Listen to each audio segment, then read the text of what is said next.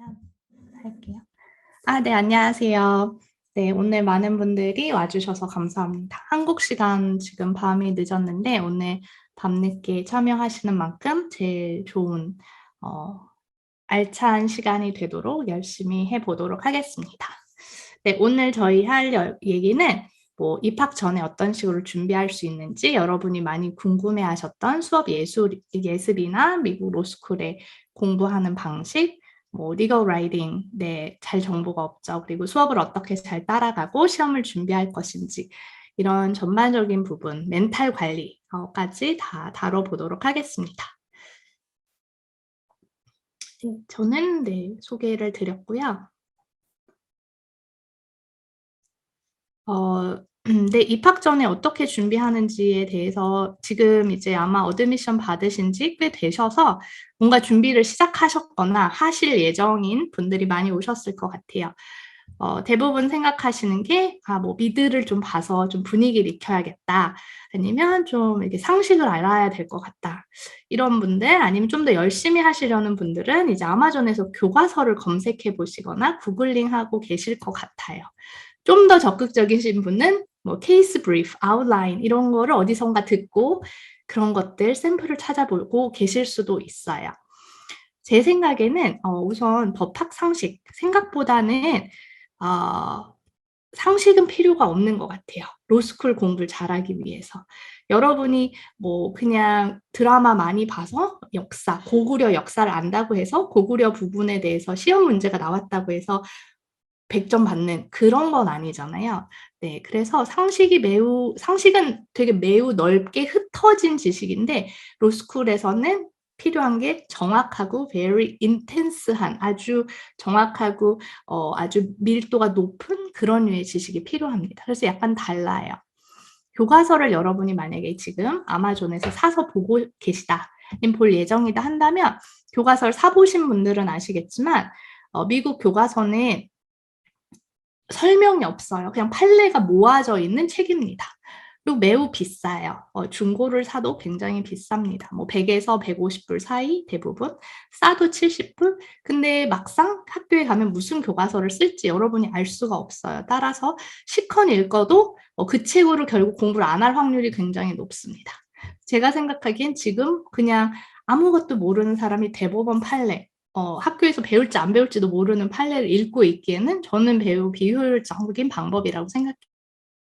케이스 브리프를 작성하는 걸 혼자 연습하고 있다. 이건 가이드 없이 하기에는 또 역시 저는 비효율적이라고 생각합니다. 왜냐? 어떤 판례를 학교에서 할지 모르거든요. 그리고 요즘은 케이스 브리프를 직접 많이 안 하신대요, 점점. 제가 이제 여러분들이랑 얘기를 하면 점점 많이 안 해가고 있는 추세입니다.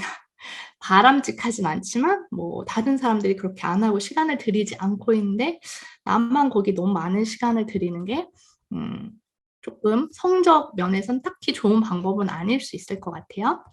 제가 유튜브에서 봤던 내용들은 이제 다른 분들은 어떻게 준비하나 보니까 미국의 그 government 시스템에 대해서 봐라. 거의 로스쿨에서는 이런 내용은 나오지 않습니다. 그냥 놀아라. 가서 그냥 공부 열심히 해야 되니까 그냥 놀아라. 이거 역시 마음이 불편해서 많이 놀지는 못하실 수 있고, 그 놀아라라고 하는 사람의 배경을 아마 아셔야 될 거예요.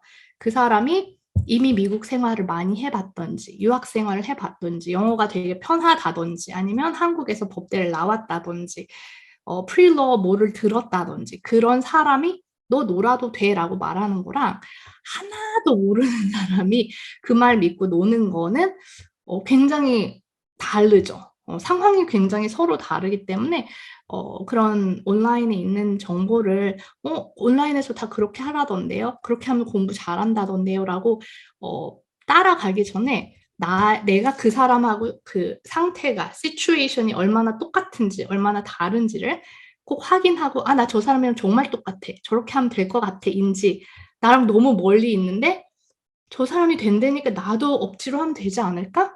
되게 힘들어요. 억지로 그렇게 만드는 게. 네, 그러면 이제 뭘 준비하는 게 좋을까요? 제 생각에는 우선은 유학 생활 안 하셨거나 아니면 지역을 바꿔 가셔야 되는 경우에는 이게 유학 준비뿐 아니라 생활 터전을 옮겨가는 거잖아요. 그래서 미국 이제 처음 유학 나가시는 분들 같은 경우는 가자마자 내가 생각한 대로 일이 착착착 진행되지 않는다는 걸 생각을 하셔야 됩니다. 생각한 대로 가자마자 한국처럼 셀폰 바로 사고, 뭐 차 바로 사고, 인터넷 연결돼서 오늘 저녁에 인터넷 쓰고 이런 게 안 되죠. 미국에서는 책을 사려고 해도 네, 아마존에서 뭐 바로 책이 구해지지 않을 수 있고, 학교 서점에 가도 책이 뭐 바로바로 될 수도 있지만 다 안 되는 경우들도 항상 있을 수 있어요. 따라서 넉넉히 일찍 가서 준비하길 권하고, 특히 혼자 요리를 한 번도 안 하셨다, 뭐 해먹을 줄 아는 음식이 되게 필요합니다. 왜냐면 결국 먹어야 힘이 나서 하는 거기 때문에 사 먹는 것도 한계가 있거든요. 그리고 사 먹는 것도 되게 지겹기 때문에 어느 정도 자기 그 영양을 유지할 수 있는 생존 스킬을 반드시 생각을 하고 가셔야 돼요. 나중에 그게 더 스트레스 받을 수 있어요. 그리고 영어가 모국어가 아니다. 그냥 토플 점수를 그냥 겨우 받아서 이제 유학한다. 이러신 경우면 영어를 정말 많이 틀어놓으실 거를 추천해요. 왜냐면 수업이 굉장히 길잖아요. 보통 뭐 75분, 뭐 2시간 이러면 되게 오랜 시간 영어를 듣고 있어야 되는데 한 번도 그렇게 긴 시간 영어를 들어본 적이 없다 하시면 그거 자체 익숙해지는 게 되게 힘들거든요. 하루에 수업 2개, 3개 이렇게 들으시면 1학년 때는 수업이 많아서 반나절 이상 영어를 계속 듣고 있어야 돼. 아주 문장이 되게 댄스한. 그러면 나중에는 들으면서 이게 내가 뭘 듣고 있는지 이미 까먹는 사태가 발생합니다.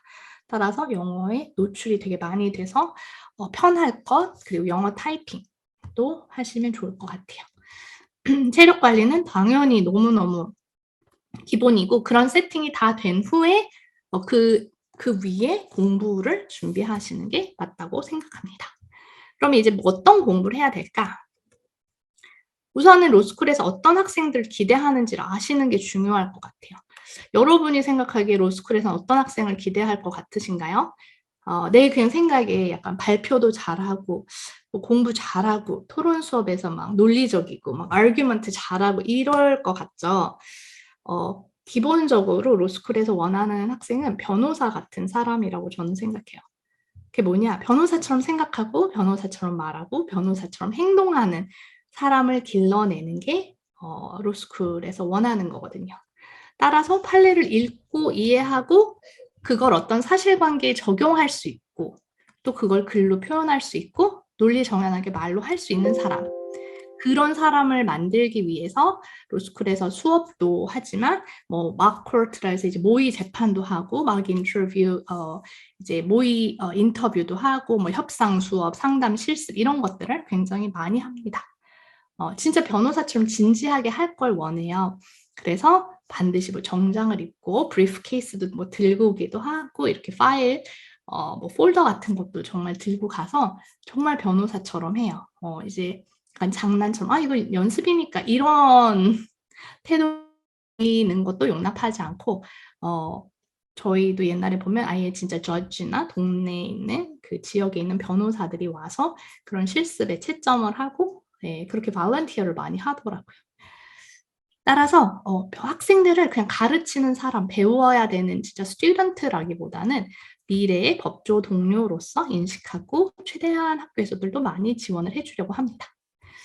그래서 우선 그럼 로스쿨 수업이 어떤지를 알아야 입학 준비를 하시겠죠. 제일 기본적으로 아셔야 되는 거는 수업이랑 시험이 별개라는 거예요. 저한테 수업을 들으셨던 많은 분들이 아무러면 그렇게 별개일까? 했는데 너무너무 모두 정말 별개였어요 라고 말을 하셨어요. 그러니까 이거는 믿으셔도 돼요. 별개라는 게 무슨 소리냐? 수업에서 배운 거 시험에 나오는 거 아닌가요? 기본적으로는 그렇지만 수업에서 굉장히 많은 시간을 쓴 그게 시험에 나오는 건 아니라는 뜻에서 수업과 시험이 별개라는 겁니다. 왜냐면 미국 로스쿨 수업은 어떻게 되냐면 우선 뭐 하루에 3개, 4개의 판례, 그 교과서엔 판례밖에 안 들어있다 그랬잖아요. 아무 설명 없이 판례를 읽고 오라고 합니다. 판례 내용을 다 알고 있는 걸 전제로 수업에 들어가면 그 판례에서의 뭐 의미, 뭐 발전사, 그래서 뭐 현재 어떻게 적용될 것인지 이런 걸 공부해요. 근데 그게 수업의 취지라고 말해주지 않고 수업을 진행합니다. 따라서 많은 학생들이 처음에는 우리가 왜 지금 1900년에 나온 판례를 이걸 왜 지금 공부하고 있고 이게 지금 어떻게 시험에 나오겠다는 건지 감을 잡지 못한 채 그냥 원эл이 지나가는 경우들이 되게 많아요. 보통 이제 수업에서 뭐 하루에 서너 개씩 이렇게 매일매일 케이스를 읽다 보면 케이스가 이렇게 발전해 나가는 게 사실은 보이게 됩니다. 근데 그 당시에는 그냥 매일매일 읽느라 너무 지쳐서 이 케이스 디벨롭먼트라고 하는 거를 이제 볼 수 있는 숲을 볼 여력도 없고 눈도 잘 안 보이죠, 그런 걸. 그래서 케이스 간의 흐름을 보게 됩니다. 결국에는 그 케이스를 우리가 읽고 갔지만 케이스에 나오는 원피고가 뭐라고 주장했다 이런 지엽적인 거를 수업 시간엔 굉장히 많이 말을 하긴 하지만 시험에서는 그게 중요한 게 아니라 결국 그 판례에서 이끌어진 그 논리를 가지고 지금 나의 의뢰인한테 이 케이스를 어떻게 상황에 맞게 판례들을 적용할 수 있는지 이런 걸 배우는 리걸 마인드를 배우게 됩니다. 예를 들어 이런 거죠. 누군가 다른 사람한테 고의나 과실로 손해를 입혔다. 그럼 배상해줘야겠죠. 손해배상. 그거를 톨츠라는 과목에서 배워요. 그러면 진짜 그 사람이 고의로 그랬는지 과실로 그랬는지 그리고 어떨 때 과실이 있다고 negligent 했다고 말할 수 있는지 이런 것들을 주의 의무 duty of care라고 그러죠. 주의 의무를 정말 이 사람 위반했는지 이런 걸 판단하는 기준, 스탠다드가 필요하고 그런 것들이 판례를 통해서 개발되어 왔습니다. 예를 들면 이런 거죠. 아, 그래. 일반 사람들이 해야 될 정도의 주의 의무는 해야지. 그게 만약에 룰이었다고 해요. 근데 그 다음에 어린아이가 실수를 해서 다른 사람한테 굉장히 큰 피해를 입혔다. 어린아이는 어른처럼 할 수가 없잖아요. 처음부터 능력이 안 되죠. 그럼 이 어린아이한테는 어린애로서 할 수 있는 만큼 잘 주의를 기울였는데도 이런 피해가 났다. 그럴 때만 책임을 물을까? 아니면 어른의 기준으로 아이한테도 책임을 물을까? 어떤 기준이 맞을까? 하면서 이제 판례가 새로 나오게 되는 거죠. 아이한테는 어떤 스탠다드를 할까? 내지는 눈이 안 보이는 분이 다른 사람한테 피해를 입혔다.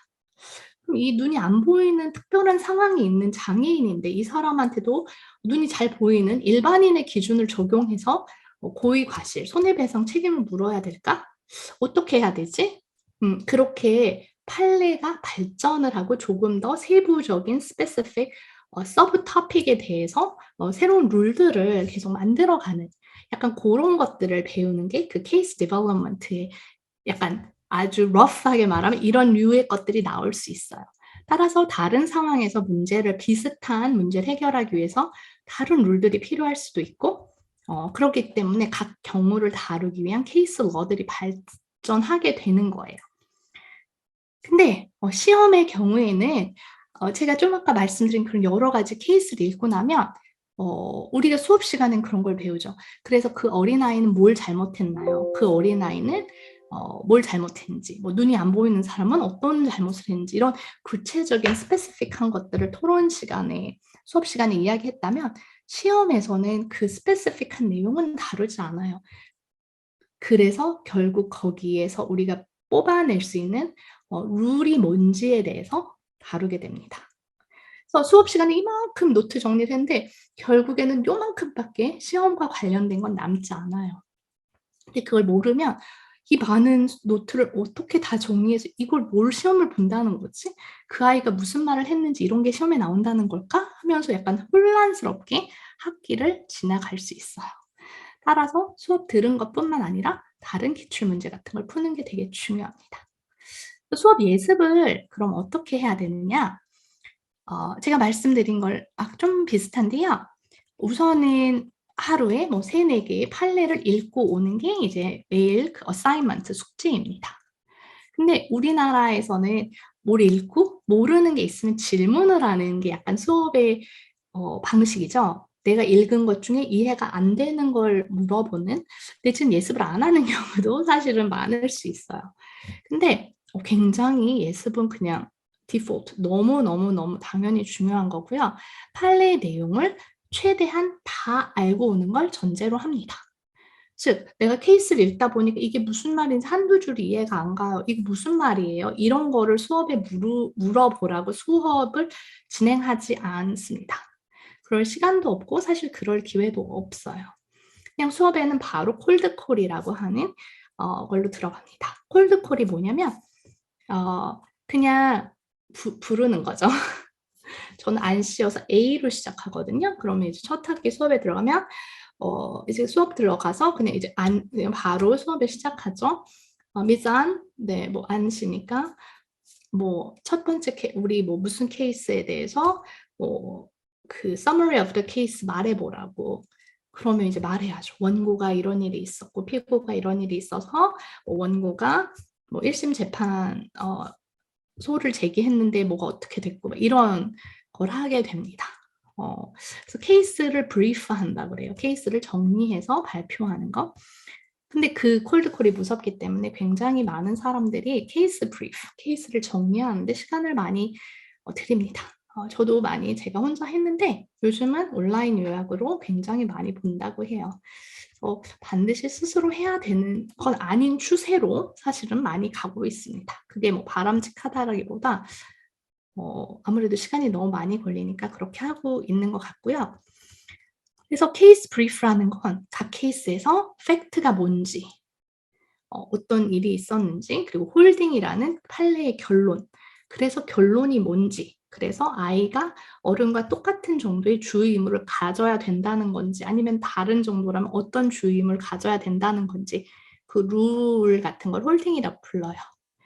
그리고 왜 어른과 아이를 다르게 취급하기로 했는지 아니면 같게 취급하기로 했는지 하는 그 백그라운드 레셔넬도 함께 보게 됩니다. 그런 것들을 이제 한 장으로 정리해 놓는 게 케이스 브리프예요.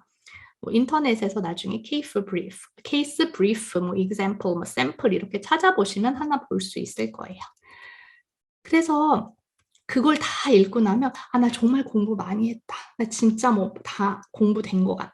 시험 잘 볼 것 같아 하는 느낌이 들지만 막상 내가 그렇게 열심히 읽고 들어가서 수업에 들어가면 내가 읽고 공부한 건 그냥 수업을 진행하기 위한 아주 베이직 인포메이션만 겨우 내가 들고 들어갔다는 걸 발견하게 됩니다.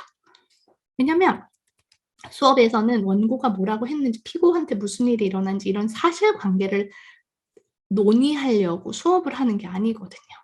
그 사실관계를 바탕으로 어떤 룰이 만들어졌는지 그러면 이 똑같은 룰이 다른 상황에도 똑같이 적용될 수 있는지 아니면 왜 적용을 하면 안 되고 새로운 룰이 있어야 되는지 아니면 다른 룰을 이 상황에선 적용해야 되는지 이런 것들을 보는 게 사실은 수업이에요. 그렇죠? 그래서 판례를 읽더라도 사실은 내가 왜 공부를 하는지 뭘 중점적으로 보아야 하는지를 알고 보는 거랑 모르고 보면 왜 조금 아까 전에도 판례 하나 읽었는데 여기 또 있지? 이번에는 왜 또 있지? 왜 똑같은 얘기 계속하고 있지? 이렇게 생각할 수가 있거든요. 따라서 내가 지금 왜 이 케이스를 보아야 되는지 이 케이스가 지금 우리한테 주려고 하는 정보 무엇인지를 알고 읽으면 훨씬 더 좋아요. 타겟팅을 잘 하고서 읽는 거니까요. 근데 문제는 그런 가이드나 정보가 교과서에 하나도 안 나와 있어요. 교수님들도 특별히 알려주지 않아요. 그래, 이거는 일반인의 주의 의무에 대한 판례야. 이 두 번째 판례는 어린아이들의 주의 의무에 대한 판례야. 이런 식으로 말을 해주질 않습니다. 내가 스스로 그걸 알아채야 되는 왜 안 알려주는지 참 이상하죠. 근데 안 알려줘요. 내가 스스로 알아채야 되는 거죠. 네. 그래서 그런 것들이 나오지 않아요. 제가 아까 전에 말씀드렸다시피 교과서에는 그냥 판례 원문들이 그냥 뭐 판례 1번, 뭐 판례 2번, 3번 이렇게 쭉 뭉쳐져 있을 뿐이거든요. 따라서 여러분이 그냥 그거를 줄 1번 판례, 2번 판례 이렇게 읽으면 내가 어디로 가는지 이 판례가 이 과목에서 어떤 의미를 가진 것인지를 전혀 모를 수 있어요. contract, 계약법이죠. 계약법이라면 판례가 되게 많아요. 근데 읽으면서 여러분이 알아야 되는 게 그 계약은 성립을 하려면 그런 거죠. 어떨 때 계약이 성립이 되고, 어떤 식으로 계약이 이행이 돼야 되고, 어떤 경우 계약의 이행이 잘 되고 있지 않았고, 어떨 때 계약의 불이행으로 책임을 물을 수 있는지, 이런 식으로 어떤 단계들이 있죠. 근데 여러분이 읽는 판례들이, 아, 그래, 이건 계약의 성립에 대한 판례야. 이거는 계약의 이행에 대한 판례야. 이건 계약의 이행을 제대로 하지 않은 손해와 관련된 판례야. 이렇게 그 판례들이 어느 위치에 있는지를 전체의 목차라 그러죠. 목차에서 아셔야 돼요. 근데 그걸 모르는 상태에서 판례를 읽으면 판례 내용 중에는 계약이 성립되는 내용도 나오고 뭐 계약을 이행을 잘 안 한 내용도 나오고 줄줄줄줄 그냥 하나의 스토리북이니까 그래서 내가 이 중에 어떤 걸 포커스 맞춰서 공부해야 되는지를 모르면 지금 이거는 계약의 성립에 대한 판례인데 이행에 대한 걸 막 줄치고 있고 하이라이트 하고 있고 그거가 전혀 아니거든요. 네. 그래서 저는 이 판례들이 각각의 과목의 어느 위치 건지를 알고 가는 게 굉장히 중요하다고 생각해요. 그걸 미리 알고 가면 흐름을 따라가기가 굉장히 쉬워요. 근데 학기 중에 내가 수업을 듣고 아 그래 이 판례는 계약의 성립 쪽에 가까운 것 같아. 이거는 계약의 이행 쪽에 가까운 것 같아. 이거를 그때 공부해가며 그때 서브 토픽을 맞춰가며 내가 그때 로드맵을 그려가며 공부하는 거는 사실 저는 추천은 안 해요. 왜냐면 시간이 굉장히 많이 걸리고 다른 길로 갈 가능성도 있기 때문이에요. 그래서 학기 전에 그런 걸 공부하고 나면 내가 어느 길로 가야 되는지를 머릿속에 길을 한번 가본 상태에서는 알아채기가 쉽죠. 사인이나 이런 포스트를 알아채기가 쉬운데 모르면 이건 어디로 가라는 거지? 이거는 어디 방향이 맞는 걸까? 이렇게 계속 자기를 의심하면서 공부를 해야 돼서 좀 심리적인 스트레스가 있는 것 같아요. 네, 그리고 여러분이 만약 케이스를 읽으신다, 약간 한국식으로 옆에다 줄 그어놓고 옆에 이렇게 간단하게 요약하고 싶을 수도 있어요. 케이스 브리프 다 만들려니까 너무 시간 오래 걸려. 그냥 여기다 이렇게 형광펜으로 줄 쳐놓으면 되겠지. 우선은 미국 로스쿨에서 배우는 내용들은 되게 방대할 수 있고, 그렇게 책에다 줄 그어서 정리될 만큼 잘 되지 않아요. 네. 그래서 저는 그거는 정말 비추합니다. 그 옆에다 조그맣게 이렇게 낙서하듯이 공부하는 애들도 간혹가다 있는데 결국엔 별도의 노트 아웃라인을 만들어야 합니다. 책에 여기저기 줄친 걸로 하기에는 너무 정보가 사방에 흩어져 있고 organize 돼 있지 않기 때문에 시험 공부를 할 수 없어요. 네. 이제 예습 분량 여기 좀 더 얘기를 아니요. 앞에 쪽 보여주시면 될 것 같아요. 그래서 제가 말씀드린 대로 스스로 기본 개념을 알고 올 것을 전제로 합니다. 하나도 모르고 오면 내가 가르쳐 줄 게가 아니라 너네 손해배상의 과실에 대해서 읽고 왔지, 알지. 자, 이제 토론을 시작해 보자. 이기 때문에 나 이거 무슨 말인지 모르겠는데 가면 가르쳐 주겠지? 그런 분위기가 아니라는 거. 예습은 하루에 뭐 한 3개, 4개 뭐 이렇게 판례를 읽고 간다는 거. 영어 타이핑 연습을 당연히 익숙하지 않은 분들은 하셔야죠. 왜냐면 수업 시간 중에 노트 테이킹을 하셔야 되고 아웃라인도 만들어야 되고 그리고 결과적으로는 시험 시간에 주어진 뭐 3시간, 뭐 8시간 이 시간 안에 정말 쉬지 않고 타이핑해서 답안을 완성해야 하기 때문에 그게 좀 안 빠르시거나 익숙하지 않으신 분들은 미리미리 그걸 어느 정도 이렇게 스피드를 땡겨놔야 그때 가서 아직 머릿속에 아는 건 많은데 타이핑이 안 돼서 못 치는 거는 너무 억울하죠. 네, 영어 노트 타이핑 많이 하게 되고 종이로 쓰면 나중에 그걸 다시 정리하는데 너무 시간이 많이 걸려요. 그럼 이제 넘어가서 그러면 여러분 이제 수업 예습을 어떻게 해야 되는지에 대해서 그러면 뭐 프릴러 저도 강의를 판매하고 있는데 다른 데도 아마 판매할 것 같아요. 그러면 입학 전에 그런 강의를 듣는 거와 관련돼서 들어라 이런 분도 있었을 수 있고 들을 필요 없어 그냥 놀아 다 돈 낭비야 이랬은 여러 가지 의견을 들으셨을 수도 있어요. 그래서 저는 개인적으로는 그때 당시 아무것도 없어서 안 듣고 로스쿨을 갔었습니다. 필요 없다 이렇게 말하시는 분들이 주변에 있었을 수 있어요. 수업과 관련이 없어. 수업은 훨씬 더 복잡하고 어려워. 들은 거는 그런 식으로 강의를 안 하더라. 이렇게 말씀하신 분들이 있을 수 있어요. 만약에 누가 그렇게 말해 주셨다면 맞아요. 그 사람 말이 맞아요. 수업과 아마 어딘가 이제 그냥 일반 커머셜 강의랑은 다를 거예요. 다른데 다른 이유가 그냥 다르니까 나빠가 아니라 다른 이유를 아셔야 되는데 제가 말씀드렸다시피 수업에서는 하나의 그 룰, 뭐 어린아이는 어떤 식으로 duty of care, 그 책임, 손해배상에 있어서 책임의 정도를 어떻게 질 건지 그 스탠더드를 정하는 기준 그거를 어떻게 정할지를 판례를 막 읽고 상황을 분석해서 그래서 요 결론을 이르는 그거를 토론하면서 디스커션 하면서 그 한 줄의 결론에 오는 게 수업 내용이에요. 근데 아마 저희 강의도 그렇지만 강의에서 그걸 재현하는 건 불가능해요. 그쵸? 당연하겠죠? 강의들은 정제된 룰을 가르쳐요. 우리가 이 판례에서 가야 할 방향, 뽑아냈어야 할 그 룰, 그 정제된 룰을 가르칩니다. 따라서 수업처럼 그 깊이 있는 디스커션을 똑같이 만들어낼 수는 없어요. 듀플리케이트 할 수는 없어요. 그건 로스쿨 안에서만 이루어지고 특히 교수님마다, 학교마다 또는 매년 학생들의 그 인터랙션에 따라서 너무 다양해질 수 있는 거라 복제가 불가능한 거예요. 그래서 똑같지도 않은데 뭐하러 들어? 수업 안 듣는 게 낫냐? 저라면 수업 입학 전에 들으라고 합니다. 왜냐면 수업 여러분이 로스쿨 가서 듣는 수업이 여러분의 최종 목적지가 아니라 시험이거든요. 여러분이 가야 할 최종 로스쿨에서 최종으로 이루어야 될 목표는 시험을 잘 보는 걸 거예요. 우선 뭐 변호사가 되는 건 그 이후의 문제고 성적을 잘 받으셔야 되니까. 근데 시험에서는 뭘 하냐? 제가 말한 수업에서 뭐 어린아이가 어떤 일을 했고 뭐 어떤 사람이 무슨 피해를 받고 이런 건 수업에서 말하고 그날로 끝납니다. 더 이상 여러분의 시험과는 상관이 없어요.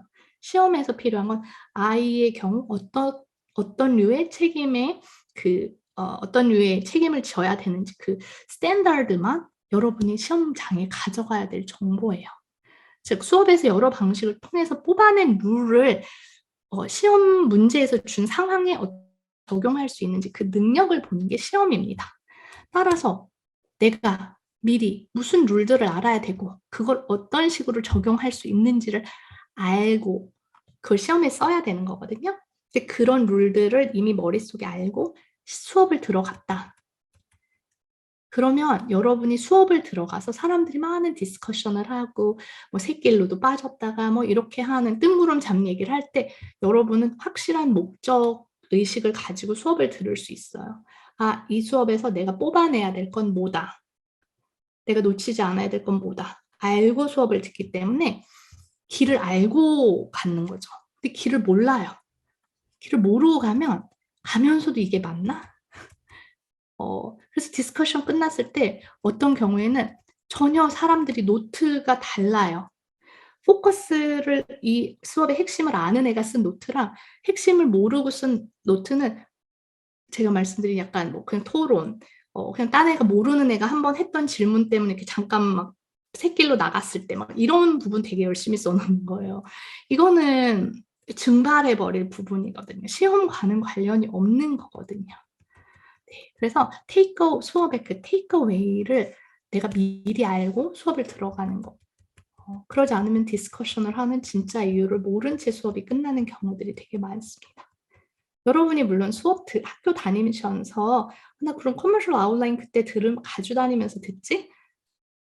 물론 여러분 걸어가면서 지도 봐가면서 걸어가도 돼요. 근데 미리 한번 시뮬레이션 돌려보고 지도가 뭔지 보고 이렇게 간다고 알았어 하고서 하는 거랑은 저는 다르다고 생각하고 제일 중요한 건 걸어가면서 지도를 볼 새가 없다는 겁니다. 로스쿨이 굉장히 타이트하기 때문에 난 뭐 똑똑하니까, 난 뭐 영어 잘하니까, 다 그런 애들이 와서 공부하는 곳이기 때문에 시간이 절대적으로 부족합니다. 시간만 많으면 솔직히 굉장히 잘할 수 있어요. 시간을 너무 조금만 주고 잘하라고 하니까 사람들이 너무 힘들어하는 거거든요.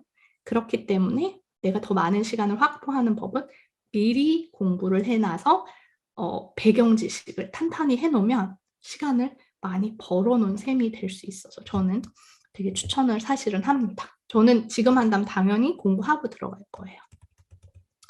또 하나는 영어가 여러분 이제 뭐 여기 JD들이 되게 많으신데 영어 되게 편하신 분들이 많으실 거예요. 근데 제 수업을 전에 들으셨던 분들이 뭐 조기 유학생이거나 본인이 그렇다고 말하신 영어가 뭐 불편한 게 없다고 말하셨는데도 수업에 들어가면 자기가 영어가 하나도 안 들리더라. 너무 깜짝 놀랐다. 이런 얘기를 하셨어요. 영어가 모국어가 아닌데 영어로 되게 빨리 말을 하고 논점이 지나가면 정확한 내가 요점을 모르면 뭘 적어야 될지를 모르고 자꾸 지나가게 돼요. 뭐 이게 된다는 건지 안 된다는 건지가 되게 크리티컬한데 안 들려요. 만약에 그러면 노트 필기가 안 된다는 건가? 하면서 막 이제 막 씁니다. 되는 건데 잘못 알아듣고 그러면 점점 막 딴 데로 가고 핵심이 아닌 내용을 엄청 주변부에 해당하는 걸 막 필기해놔서 왜 이 필기를 이렇게 해놨지? 하지만 그 사람은 뿌듯하겠죠. 나 진짜 필기 5장이나 했어.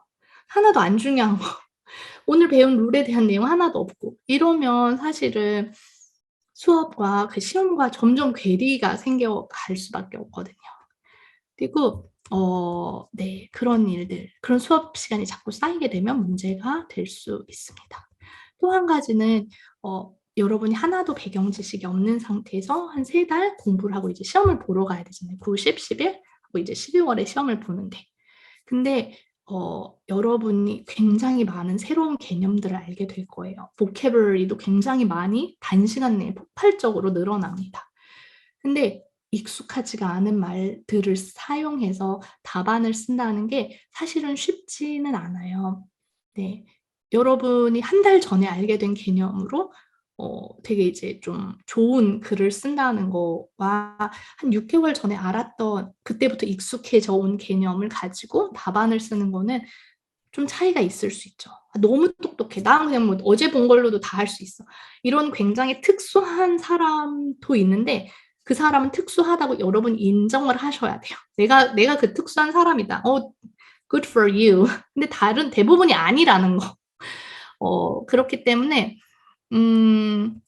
내용을 이해하는 것뿐만 아니라 그 단어들을 소화해낼 충분한 시간이 필요한데 수업에 그때 가서 그거를 한다는 게 굉장히 사실은 벅차죠. 그래서 여러분이 지금부터 뭔가 준비하신다면 저는 되게 훨씬 나중에 생활이 편하실 것 같다. 그리고 학교를 다니면서 on-campus 인터뷰 생각 지금 안 하고 있을 텐데 on-campus 인터뷰 시간 되게 의외로 많이 걸립니다. 레주메 업데이트 시간 걸리고 cover letter 쓰는 거 처음 해보는 거라서 또 스타일 다르거든요. 또 힘들고 라이팅 과제 시간 계속 잡아먹어요. 그 모든 걸 하고 남는 시간에 이 케이스 이제 수업 공부를 해야 되는 거라 생각보다 나한테 주어진 시간이 아주 많지가 않아요. 근데 수업도 들어가야 되잖아요. 그래서 커머셜 아웃라인을 사고 싶어도 사 시간이 없다는 게 제일 최악의 문제입니다. 난 너무 하고 싶어 공부를. 근데 시간을 안 줘. 그래서 할 수가 없는 그렇기 때문에 좀 미리 할 수 있는 거. 그렇지만 그 프리러 클래스 같은 걸 들어서 이제 아까 전에 말씀드렸듯이 얻을 수 있는 거 없는 거를 알고 하시는 게 좋아요. 얻을 수 없는 거 교실처럼 디스커션 당연히 없어요. 케이스 하나하나에 막 원픽을 주장 막 정리할 수 없어요. 하지만 얻을 수 있는 건 내가 어느 방향으로 가야 되는지 가이드와 숲을 볼 수 있고 구체적인 개념에 대한 이해를 할 수 있어서 수업에서 편하다는 거, 시간 절약이 된다는 거는 좋은 것 같아요. 그래서 네. 노트 테이킹. 제가 입학 전에 강의를 들으는 걸 추천한다고 말씀드렸는데 그거는 내용을 이해하고 가면 나중에 이제 그 도움이 되지만 수업하고 노트 테이킹 하는데 되게 도움이 많이 되거든요.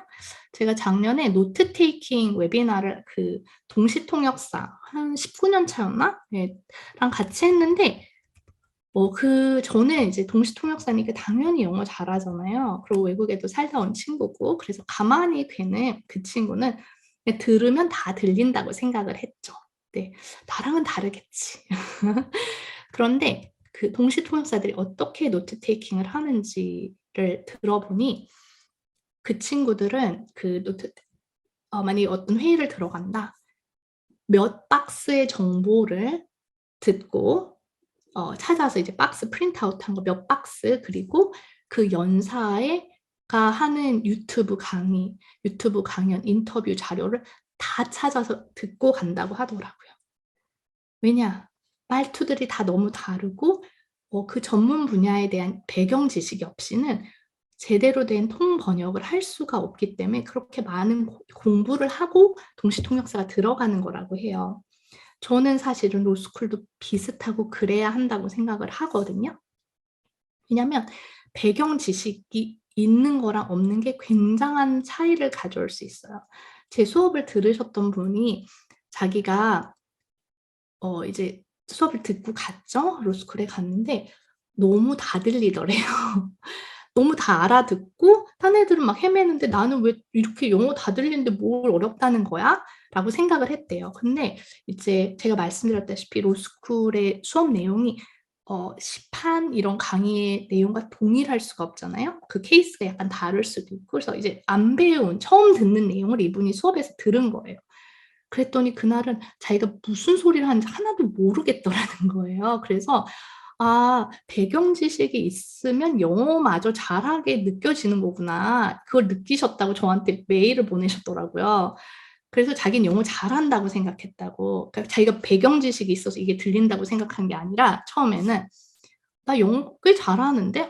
로스쿨 별로 안 어려운데? 이런 느낌으로 이제 초반을 다니시다가 안 배운 내용, 자기가 잘 모르는 부분을 이제 들으니까, 처음 듣는 개념을 들으니까 현타가 오신 거죠. 이게 배경 지식이 없으면 이렇게 차이가 나는구나. 그래서 배경 지식을 쌓는 그 노트 테이킹을 위한, 수업에 정말 잘 참여하기 위한 그런 걸 위해서는 미리 공부를 저는 하시는 거를 중요하고, 이거 노트 테이킹에 활용할 기호를 정하는 거, 이건 동시통역사님이 추천하신 거예요. 너무 길게 다 타이핑할 수 없잖아요. 그래서 암호처럼 대부분 다 이렇게 하죠. 원고는 P, plaintiff니까 P, P고는 D, defendant, jurisdiction은 JX 이런 식으로 많이 하는데, 네, 좀 어떤 기호를 정해서 좀 노트 테이킹 쉽게 하는 거 이렇게 말을 해 주었습니다. 그러면 한번 노트 테이킹을 해볼까요? 네, 로스쿨에서 1학년 때 톨츠라는 과목을 들어요. 손해배상이요, 불법행위, 손해배상 이런 것들인데 한번 들어보실래요? 제가 되게 느린 걸 찾았거든요. 그러니까 되게 느려요, 말이. 그러니까 한번 그냥 우선 들어보시고 여러분이 종이에 쓰실 수 있는 만큼 한번 써보실래요? 네, 틀어주세요. 그냥 틀어봅시다. Now, res ipsa loquitur applies only in certain situations, and this is when they apply. One, that there was an accident. Two, that the thing or instrumentality which caused the accident was at the time or prior to under the exclusive control and management of the defendant. Three, that the accident was such that in the ordinary course of events, had the defendant used ordinary care, the accident would not have happened. And four, very importantly,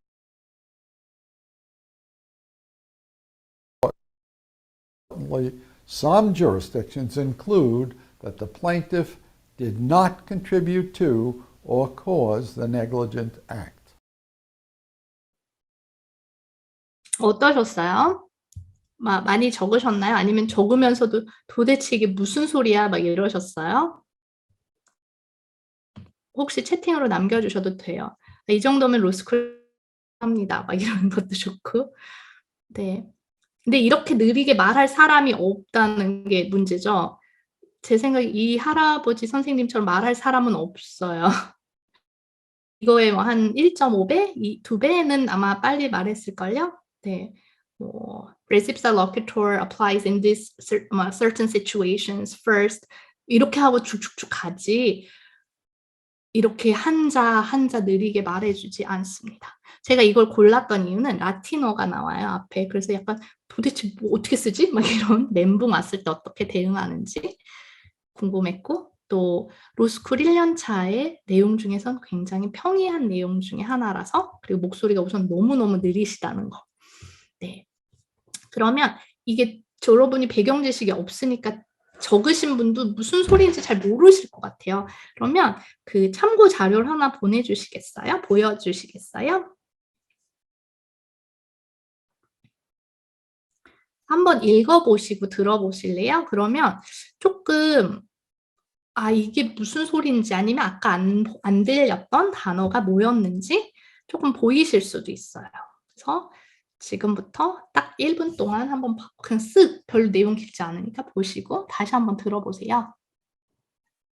혹시 채팅 못 보시고 계시는 분들은 채팅창으로 PDF 파일 하나 보내드렸거든요. 그거 다운받아서 열어보시면 좋겠습니다.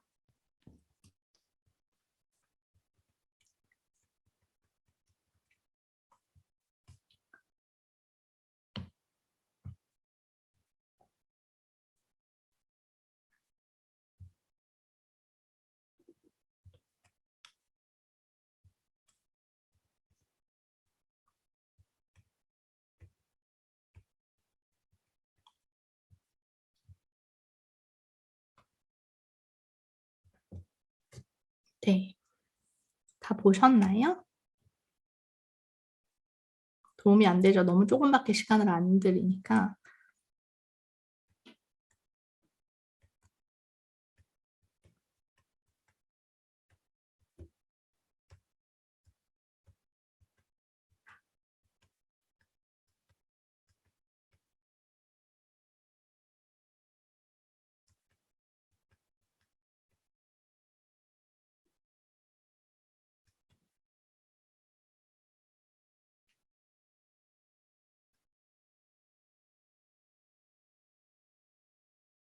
네, 한번 다시 틀어주세요.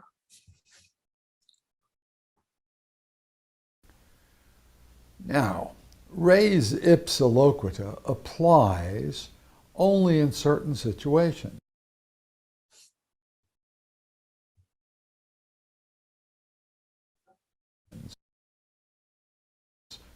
And this is when they apply. 1, that there was an accident. 2, that the thing or instrumentality which caused the accident was at the time or prior to under the exclusive control and management of the defendant. 3, that the accident was such that in the ordinary course of events, had the defendant used ordinary care, the accident would not have happened. And 4, very importantly, some jurisdictions include that the plaintiff did not contribute to or cause the negligent act.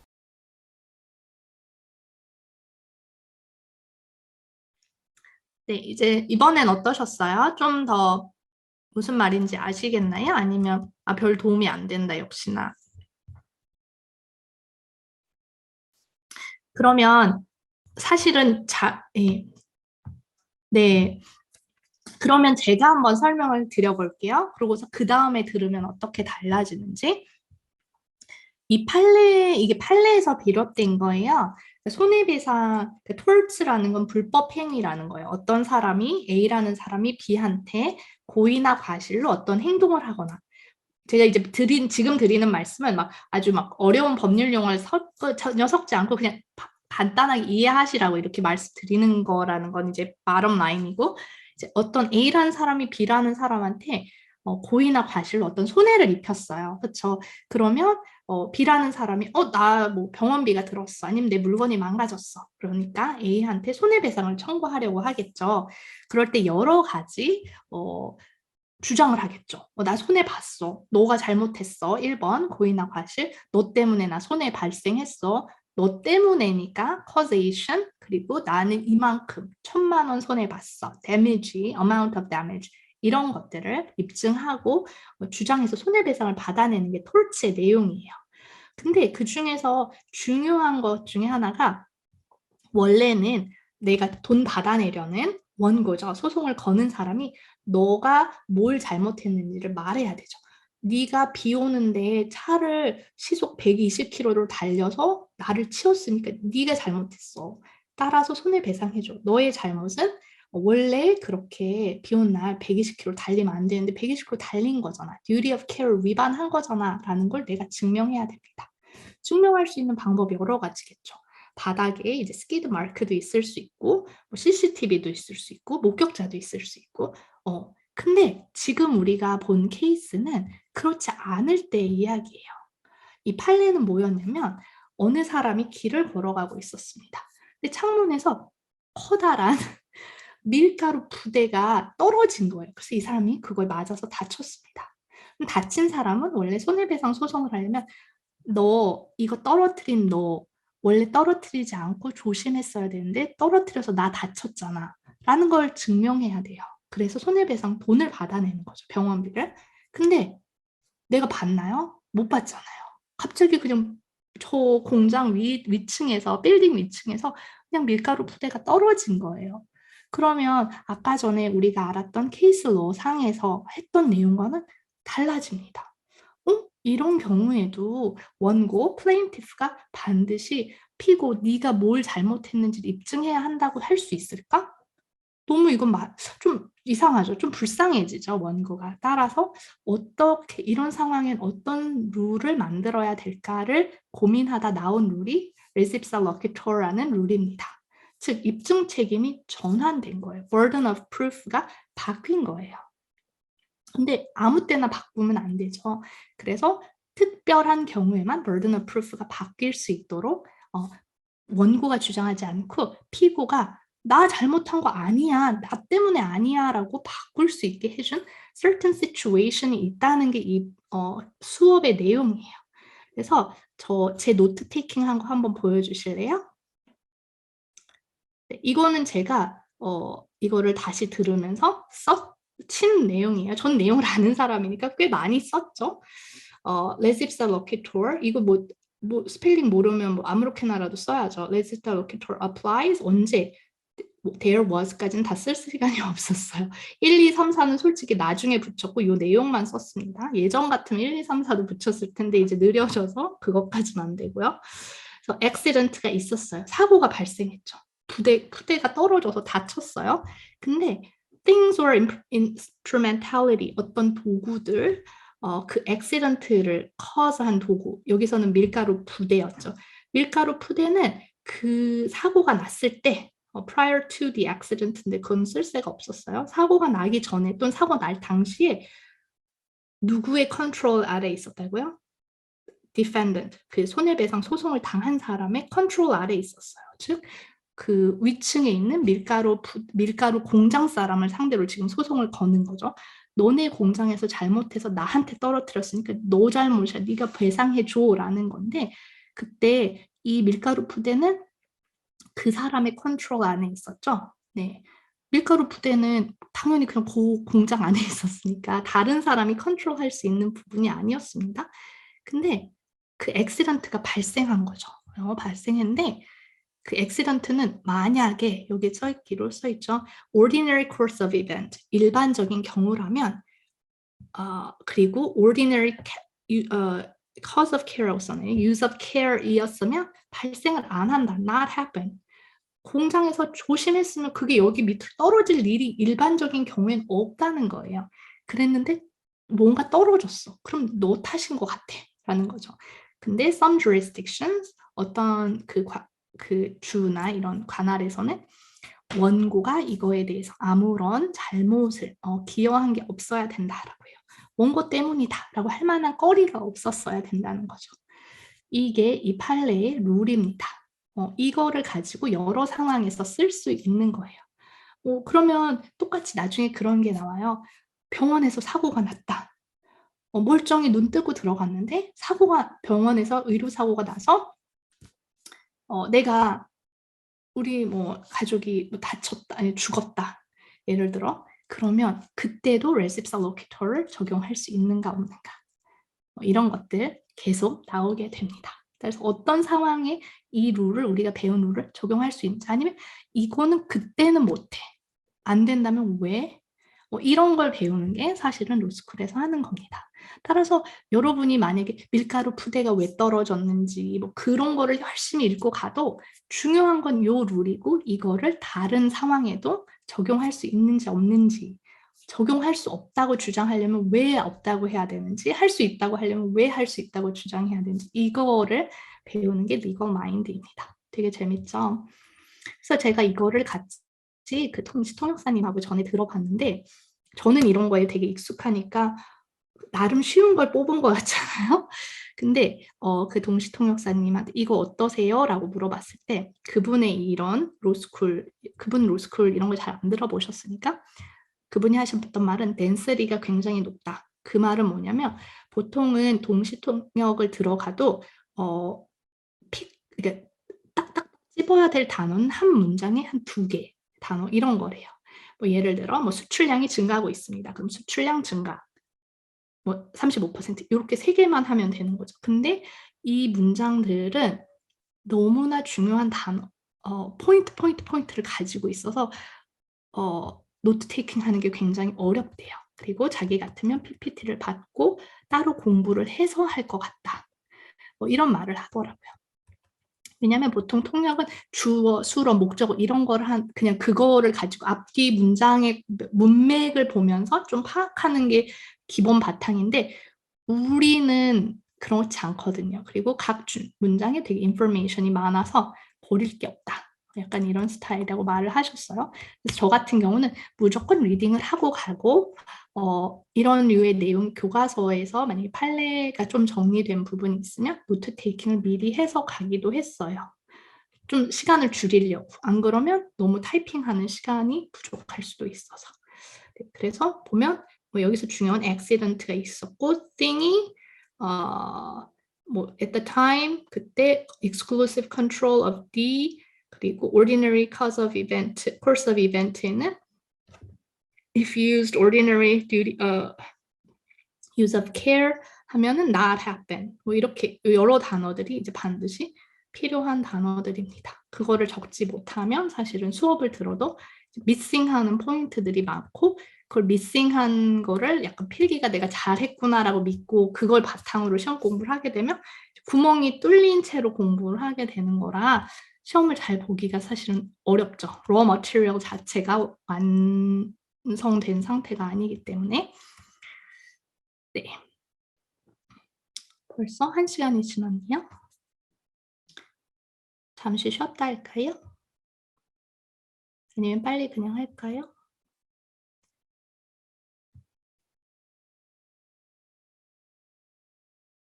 네, 아무도 말을 안 해주셔서 어떤지 모르겠습니다. 네, 알겠습니다. 계속 진행하자는 분이 있어서 그냥 할게요. 근데 후회하실지도 몰라요. 내 양이 너무 제 말을 많이 해가지고. 네, 로스쿨 넘겨주세요. 그러면 우리 빨리 합시다. 로스쿨 1L의 일과 예습하고 수업을 들어갔다가 복습을 하고 다시 예습을 하고 다음 수업을 들어가고 주말엔 아웃라인을 만든다. 그러려면 우선은 내가 1시간에 어느 정도 읽을 수 있는지를 아는 게 중요해요. 1시간에 뭐 10페이지를 읽을 수 있는지 5페이지를 읽을 수 있는지 알고 수업이 판례 3개면 뭐 30페이지, 40페이지면 한 시간에 10페이지 읽을 수 있으면 4시간은 읽어야 이거 케이스를 다 읽겠구나. 이런 식으로 좀 시간을 정리를 해야죠. 그리고 내가 일주일 안에 공부를 위해서 뺄 수 있는 시간이 얼만큼인지 보고 그 안에서 해결을 하도록 노력하는 게 중요해요.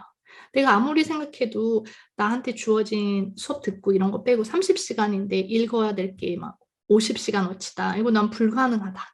그러면 진도가 자꾸 밀리잖아요. 근데 리딩을 안 하고 수업에 들어가면 좀 아까처럼 그런 상황이 발생합니다. 받아 적을 수도 없고 무슨 말인지도 모르고 그래서 무조건 예습은 아는 상태로 들어가야 되지. 그러지 않으면 너무 이걸 캐치업하기가 힘들어요. 게다가 수업은 녹음도 못하니까 어디서도 그 정보를 찾을 수도 없고 원엘 애들 필기 막 다 왔다 갔다 하는데 그거 중에 누구 거가 좋은지도 모르고 그래서 되게 힘들거든요. 그래서 아니면 친구들끼리 케이스를 나눠서 정리하는 경우들도 봤어요. 아니면 온라인에 나온 케이스 브리프를 가지고 미리 준비하시는 거. 뭐 수업을 예습하는데 한 2-3시간 들어가고 수업 자체가 2시간, 복습, 노트 뭐 다시 정리하고 하는데 뭐 한두 시간. 근데 이제 수업이 한 일주일에 5-6개잖아요. 과목이. 그리고 수업이 2개. 그러니까 그렇게 하면 너무 시간이 없어요. 그거 자체가 너무 많은 시간을 잡아먹어요. 그리고 라이팅 수업하고 라이팅에서 하는 라이팅 숙제하는 데 드는 시간, 또 아웃라인 만드는 데 드는 시간 이게 다 따로따로 있어서 되게 시간이 많이 들어갑니다. 그래서 미리 잘 생각을 하시는 게 중요한 것 같아요. 그리고 나중에 이제 아웃라인에 대해서 말씀드릴 거긴 한데 아웃라인이라는 걸 혹시 들어보신 분이나 뭔지 아시는 분이 계신가요? 아니면 본 적이 있다거나 아니면 난 그거 처음 들어본다 다 이러시나요? 남겨주실래요? 들어는 봤고 본 적도 있으세요? 아니면 대부분은 그런 게 있다더라 정도세요? 네, 보여드릴게요. 네, 아웃라인은 좀 이따 그러면 말씀드리도록 해야 돼요. 왜냐면 시험 이제 아까 전에 그냥 내가 판례를 아는 거가 완성이 아니라 그랬죠. 수업을 이해하는 것도 완성이 아니에요. 시험 답안지를 쓰는 게 완성이고 아웃라인은 그 중간 과정입니다. 중간 과정. 그래서 수업을 듣고 정리를 해서 시험 대비하는 어떤 자료를 만드는 걸 보통 아웃라인이라고 해요. 근데 미리미리 준비를 하는데 어떤 사람들은 너무 미리 그걸 어디서 들어서 막 처음 수업 듣자마자 아웃라인을 만드는 분이 있는데 그거는 빅 노노 중에 하나라서 네, 미리 혹시나 벌써 하시는 분이 있나 말씀드렸어요. 그래서 네, 공부 이건 나중에 제가 따로 말씀을 드리는 게 낫겠네요. 제가 좀 이따 말씀드릴게요. 근데 여러분 지금 제가 보여드리니까 너무 이게 도대체 시간이 안 나오게 생겼죠.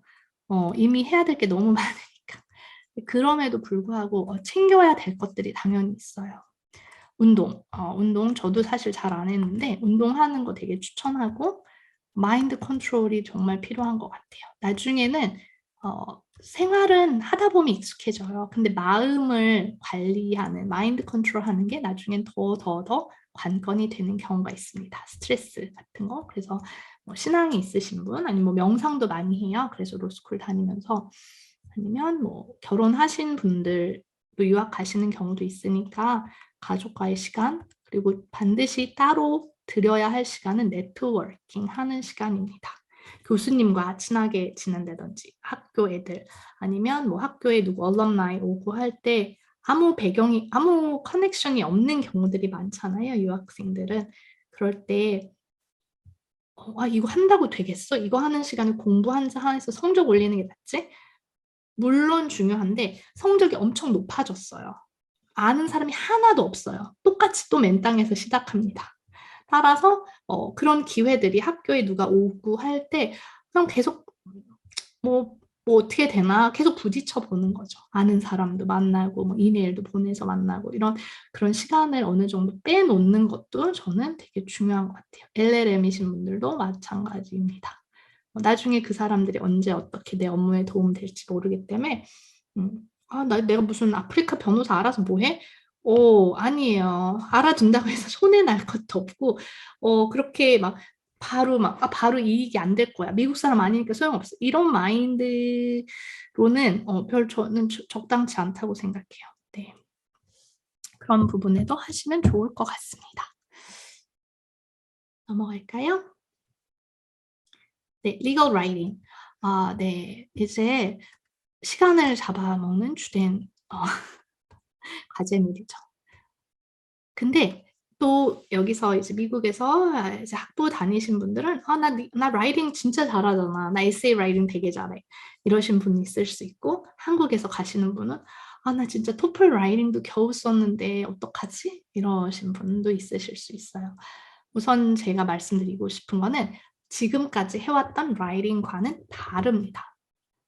나 뭐 정치학 뭐 political science writing 뭐 30장짜리도 진짜 다 잘 썼잖아. 잘 썼겠죠. 이거는 그 라이팅하고는 되게 다른 종류의 라이팅입니다. 그래서 영어가 모국어가 아니신 분들한테는 오히려 더 좋은 기회일 수도 있어요. 왜냐하면 그동안 썼던 글쓰기의 방식과는 다른 글을 배우게 되는 거라서 그래요. 어떤 거냐면 뭐 다 여기서 할 수는 없고 기본적으로 군더더기가 전혀 없고 매우 직설적이고 효과적이고 짧게 쓰는 글쓰기를 배우게 됩니다. 나 형용사 별로 복잡한 거 모르는데 그런 거 쓰면 교수님이 다 지워버려요. 네. 그리고 이거는 글솜씨가 아니라 어떤 글을 쓰는 방식, 룰과 그거를 잘 지키는, 규칙을 잘 지키냐를 이제 테스트하는 거라서 오히려 미국 학생들이 자기 쓰던 방식 내지는 이거 너무 막 미사여구 다 빼고 나니까 너무 이제 글이 드라이하고 너무 짧고 좀 밍밍한 것 같고 그래서 좀 처음에는 힘들어 하기도 해요. 그 스타일을 버리는 거가. 근데 또 그렇다고 한국 분들이 되게 중원, 부원, straight to the topic에 가야 되는데 약간 이렇게 빙빙 돌려서 말하시는 영어들이 되게 많더라고요, 라이팅이. 그래서 추상적으로 쓰는 것도 또 안 되는. 그래서 글 쓰는 어떤 방식을 새로 배우기 때문에 조금 시간이 걸리는 거죠. 최소한의 근데 그렇다고 해서 최소한의 영문법, 맞춤법, 뭐 원하는 형식 이런 것들은 기본으로 다 잘 지켜줘야 합니다. 따라서 뭐 Elements of Style이라는 책을 아시는 분도 많으실 것 같아요. 거기에 이제 라이팅에 대한 기본적인 룰들이 많이 나와 있는데 로스쿨에서도 대부분 추천을 해요. 그래서 미리 한번 읽어보시고 시간 남을 때 이런 거 읽어보시는 것도 좋을 것 같습니다. 네. 그리고 이제 아웃라인에 대한 이야기예요. 아웃라인이라는 거를 이제 좀 이따 보여드릴 건데 수업을 여러분이 이제 아까 전에 말씀드렸다시피 수업 중에 막 노트 테이킹을 했죠. 그러면 보통 우리가 한국에서 학교 아니면 뭐 미국에서 학교 다니신 분들은 내가 정리한 노트가 있으면 시험 전에 그걸 리뷰하죠. 네. 로스쿨은 그런 식으로 공부하지 않아요. 아마 수업을 듣고 나면 노트에 뭐가 써 있을까요? 케이스에 대한 내용이 있겠죠. 아까 전에 말씀드렸다시피 케이스 브리프를 누군가 일어나서 발표를 했을 테니까 케이스 서머리, 뭐 원고는 뭐 어떤 사람인데 피고 10살짜리가 뭐를 잘못해가지고 무슨 사고가 났다. 그래서 뭐 손해배상 소송이 제기되었다. 이때 이슈는 뭐 미성년자 마이너인 애한테 뭐 똑같은 정도의 뭐 책임을 묻게 할 수 있는 어떤 게 스탠더드인지다. 그래서 룰은 뭐다. 이렇게 써 있을 거예요. 그리고 뭐 그 외에 디스커션 한 거가 이제 그날 수업 내용일 거예요. 그러면 그걸 맨날 리뷰하면서 시험 공부를 하는 거냐? 아니에요. 아웃라인이라는 새로운 방식의 정리 노트를 만들어서 시험 공부를 하는 겁니다. 근데 이거를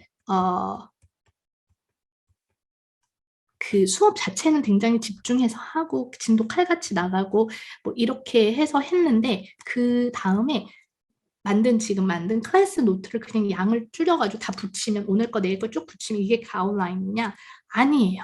클래스 노트는 그냥 정리해 놓은 건데 이거를 정리해서 답을 쓰는 게 아니고 아웃라인은 뭐냐면 시험 직전까지 내가 만들어 가면서 이 한 과목을 어떻게 컨셉추얼라이즈 하고 그거를 이제 한눈에 보기 좋게 비주얼라이즈 하는지를 보여주는 자료라고 생각하시면 돼요. 그 과목의 뼈대와 구조를 스스로 세우는 작업이 바로 아웃라인입니다. 되게 무슨 말인지 더 모르겠죠. 내 머릿속에 되게 많은 지금 정보가 떠다닐 거예요. 수업 시간에. 뭐 아까 전에 말씀드린 토르츠에서 뭐 duty of care가 뭐 이런 판례도 있었고 저런 판례도 있었고 뭐 어린애가 나오는 것도 있고 장애인이 나오는 것도 있고 만약에 예를 들어 많았어요.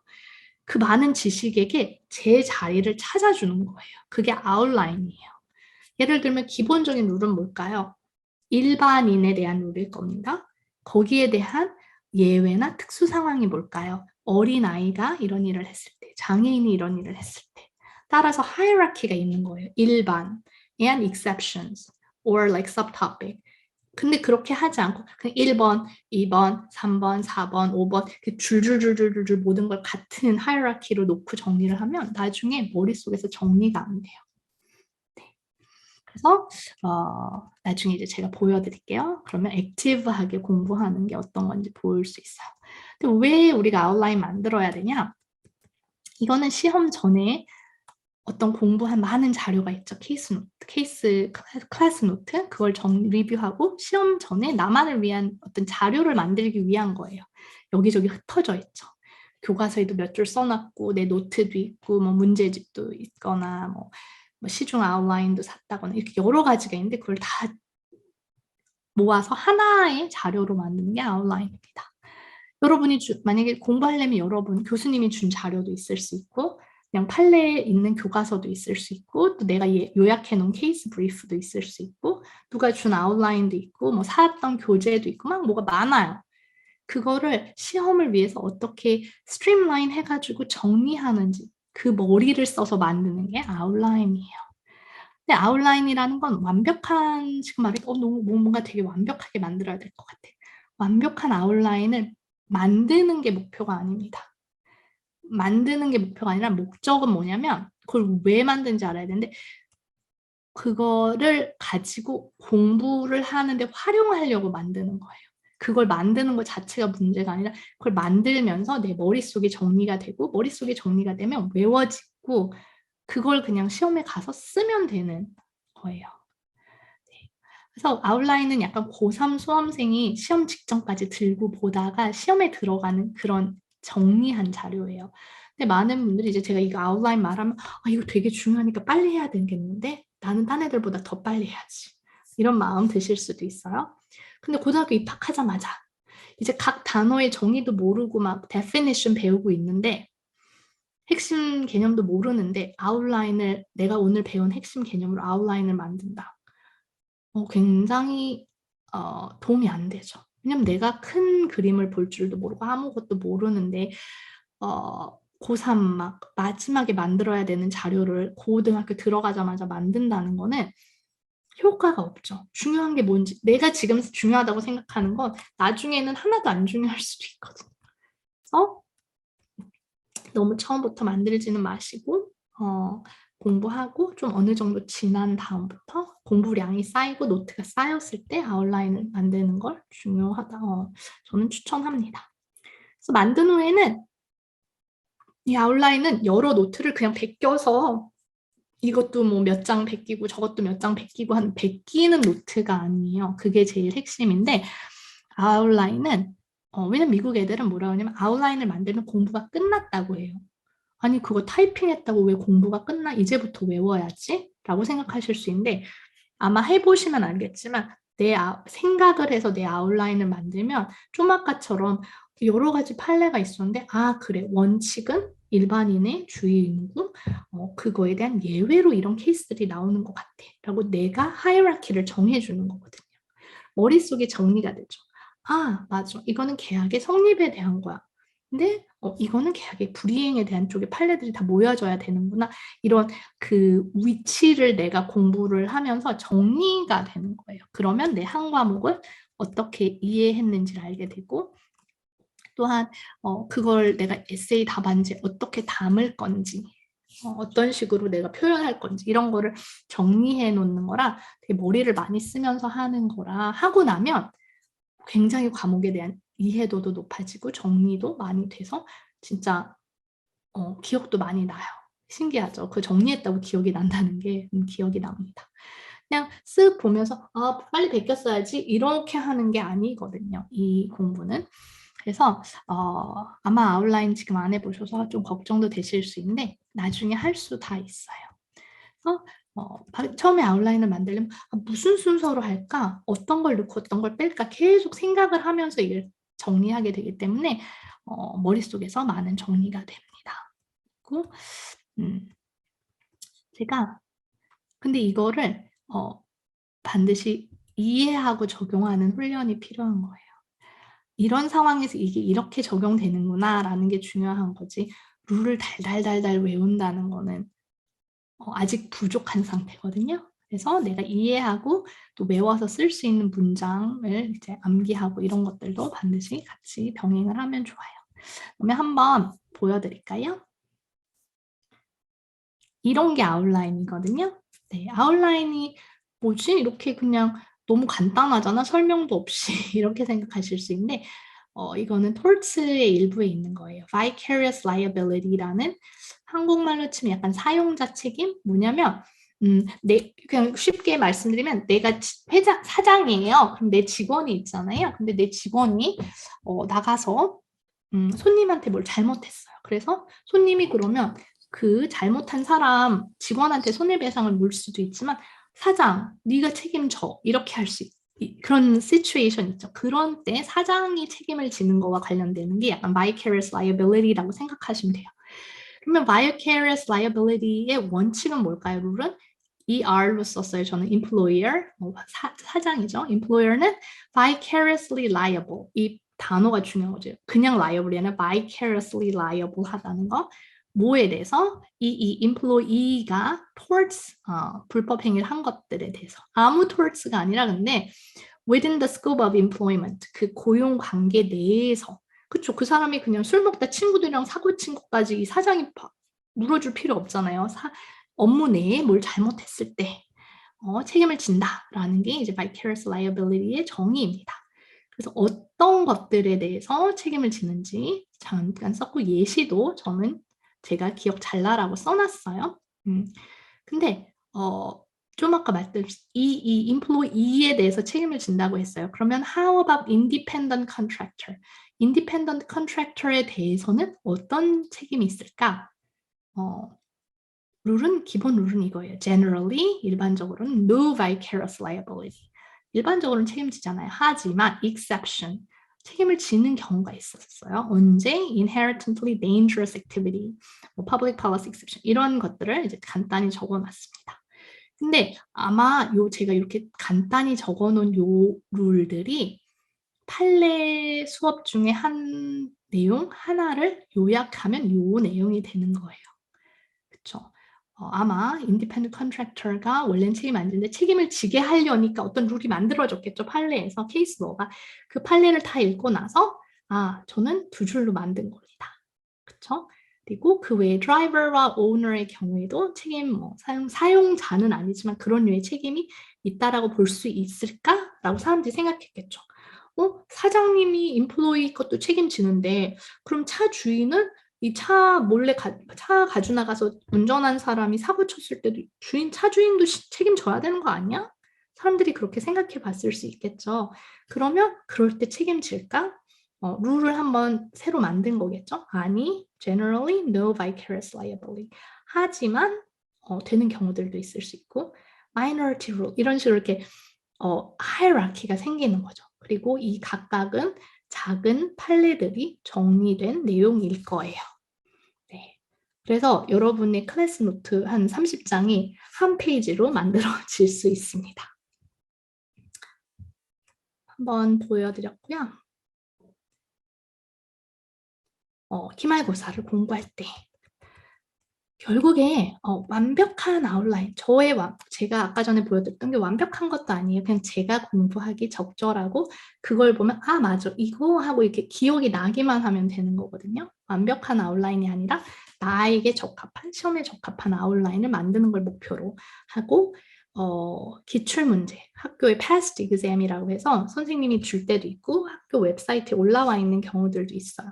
반드시 여러 번 자세히 풀어 나 이거 3시간짜리 시험이라고? 이거 3시간 푸느니 내가 아웃라인 더 보는 게 낫지라는 마음이 자꾸 들 수 있는데 3시간 내에 내가 얼만큼 어느 정도로 쓸 수 있는지를 스스로 해보지 않고 그때 가서 3시간이면 내가 쓰겠지 뭐 이렇게 하는 거는 달라요. 시간 내에 내가 어느 정도로 얼만큼까지 쓸 수 있는지를 한 번은 경험을 최소한 하셔야 그 양도 분량 조절도 되고 하지 머릿속에 있는 거와 정말 써보는 건 굉장히 달라서 반드시 쓰는 시간 절대 아까워하지 않고 친구랑 뭐 몇 명이서 이제 같이 하든지 해서 쓰고 서로 리뷰해 주는 것도 정말 오히려 그게 케이스 그 아웃라인 한 번 보는 것보다 더 많은 정말 도움이 될 수 있어요. 스터디는 꼭 많이 하는 것 같진 않아요. 그리고 약간 그런 마음이 들 수 있어요. 수업 시간에 보니까 쟤는 공부 진짜 잘하는 애 같아. 쟤는 바보 같은 질문만 해. 쟤는 뭐 나랑 공부하면 쟤는 아닌 것 같아. 뭐 이런 나만의 선입견이 생길 수가 있는데 기본적으로 모두 우수한 학생들이에요. 따라서 대부분 valid 포인트를 제시해요. 그래서 뭐 사실은 누구랑 해도 나랑 뭐 페이스를 같이 할 사람 아니면 나랑 리뷰를 같이 할 사람 뭐 누구랑 해도 그렇게 큰 문제는 사실 없을 것 같아요. 저는 그때 아이들을 키워서 그 스터디를 같이 했던 적이 한 번 정도? 한 번 정도밖에 없었는데 하시는 것도 저는 좋을 것 같고 꼭 안 한다고 해서 특별히 손해가 나거나 이런 것 같지도 않아요. 그리고 이제 미국 애들은 뭐 누가 지금 이게 켜져 있나 봐요. 자꾸 소리가 나서 잡담처럼 한다고 해서 진지하지 않은 건 아닌 것 같아요. 그러니까 걔네들은 아웃라인을 잘 만들어 놓고 그거에 대해서 서로 얘기를 하는 거죠. 그럼 이런 경우에도 이게 적용될 것 같아? 아닌 것 같아? 이러면 어떻지? 이렇게 계속 말을 해보고 또 이제 그 아웃라인에 있는 뭐 아까 전에 보면 legal element라고 그러죠. 요건들에 대해서 계속 뭐 너 요건 이거 3개 말해봐 뭐 이러면서 하면서 얘기하는데 그렇게 하면서도 많이 외워지는 것 같아요. 입으로 말할 수 있을 정도면 굉장히 많이 나한테 익숙해졌다는 뜻이거든요. 그래서 좋고 너무 이제 산으로 가지 않는 멤버라면 하시는 것도 좋은 것 같습니다. 아니면 답안을 써서 서로 비교해보는 것도 되게 좋은 것 같아요. 부끄러워하지 말고 나 진짜 잘하는 것 같아. 나만 알고 있는 게 좋을 것 같아. 라고 생각할 수 있지만 남들은 그거 플러스 알파를 하고 있을 수도 있거든요. 그리고 나만 놓치고 있는 포인트들을 다른 사람들은 보고 있을 수도 있어서 객관적으로 조금 한 번쯤은 보시는 것도 저는 좋은 것 같아요. 물론 시간이 남아야 되지만 그리고 커머셜 아웃라인, 스스로 만든 아웃라인 당연히 스스로 만드는 아웃라인이 좋죠. 제가 말씀드렸듯이 공부가 정말 많이 되거든요. 거기에 커머셜 아니면 누군가가 준 거를 조금 추가할 수는 있겠죠. 왜냐면 내가 필기가 약간 좀 엉성한 부분들이 있다거나 그러면 그런 데는 보완해야 되잖아요. 그래서 하면 좋을 것 같아요. 그래서 제 강의도 아웃라인 형식으로 사실은 만들었거든요. 강의 교재를. 예, 왜냐면 결국에 만들어야 될 건 아웃라인이니까 말로 강의를 듣고 그 다음에 아웃라인을 보면 아웃라인에 베이스된 강의라서 아웃라인을 좀 아까 보여드렸던 것도 제 강의 노트 중에 한 페이지였어요. 그래서 강의 아웃라인을 어떤 베이스로 삼을 수 있는 아웃라인이 있는 건 좋아요. 근데 만약에 누가 아웃라인 좋대, 이거 A 받은 애 거래 라는데 나는 도대체 이거랑 relate 할 수가 없다. 아무것도 얘는 나랑 똑같은 교수님한테 들은 게 맞아? 이런 아웃라인들이 있을 수 있어요. 나랑 그 사고의 스트럭처가 다른 사람. 근데 이거 A 받은 거니까 내가 얘를 맞춰야지. 저도 그래 본 적이 있는데 안 되더라고요.